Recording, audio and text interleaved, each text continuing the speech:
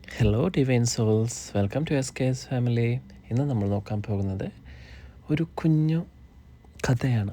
അതൊരു മോട്ടിവേഷണൽ സ്റ്റോറിയാണ് ആക്ച്വലി. ഇതിൽ നിന്ന് നമുക്ക് മനസ്സിലാക്കേണ്ടത് ടോക്സിക് നെഗറ്റീവ് പീപ്പിളുകളെ കുറിച്ചാണ്. അവർ നമ്മുടെ ലൈഫിലെ എങ്ങനെയാണ് വർക്കാകുന്നതെന്നാണ് ഈ കഥയിൽ നിന്ന് നമുക്ക് മനസ്സിലാക്കാനുള്ളത്. ഈ കഥയിലെ മെയിനായിട്ട് വരുന്നത് ഒരു ഉടുമ്പും പോത്തുമാണ്. എന്നാൽ നമുക്ക് കഥയിലേക്ക് നീങ്ങാം.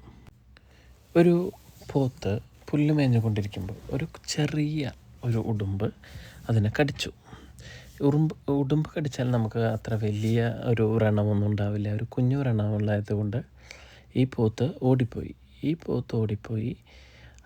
ഒന്നാമത്തെ ദിവസം കഴിഞ്ഞപ്പോൾ ഈ മുറിവ് കുറച്ച് വലുതായി.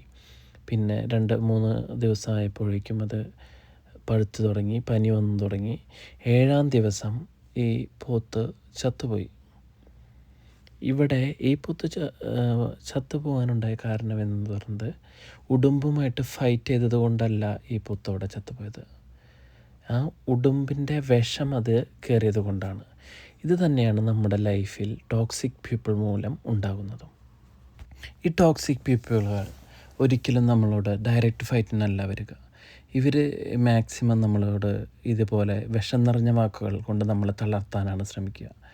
നിന്നെ കൊണ്ടത് പറ്റില്ല, നീ ഒരിക്കലും ജീവിതത്തിൽ വിജയിക്കില്ല, നീ വെറും വേസ്റ്റാണ്, നിനക്ക് സൗന്ദര്യമില്ല, അങ്ങനെയുള്ള ടോക്സിക്കായിട്ടുള്ള കാര്യങ്ങൾ മുഖത്ത് നോക്കി പറഞ്ഞ് നമ്മളുടെ മാനസിക ധൈര്യം ചോർത്തി ഒരു ചെറിയ തോതിലുള്ള പോയ്സൺ അവർ നമ്മളിലേക്ക് ഇൻജെക്റ്റ് ചെയ്യും.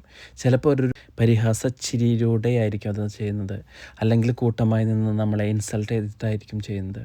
ഈ ഒരു വിഷം നമ്മൾക്കുള്ളിലേക്ക് കുത്തിവെച്ചതിന് ശേഷം ഈ ടോക്സിക് വ്യക്തി അവിടെ നിന്ന് പോയി അവർ അടുത്ത ആളെ ടാർഗറ്റ് ചെയ്യുകയാണ്. അത് അവരുടെ ക്യാരക്ടറാണ് അങ്ങനെ ചെയ്തുകൊണ്ടിരിക്കുന്നത്.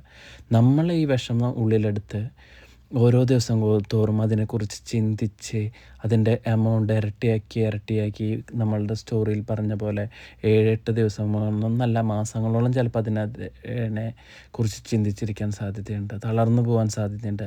അതാണ് അവരുടെ ലക്ഷ്യം, നമ്മുടെ മാനസികമായിട്ട് നമ്മളെ തളർത്തുക, മാനസികമായിട്ട് നമ്മളെ ഒന്നിനും കൊള്ളാത്തവരാക്കുക എന്നുള്ളതാണ് അവരുടെ ഉദ്ദേശം.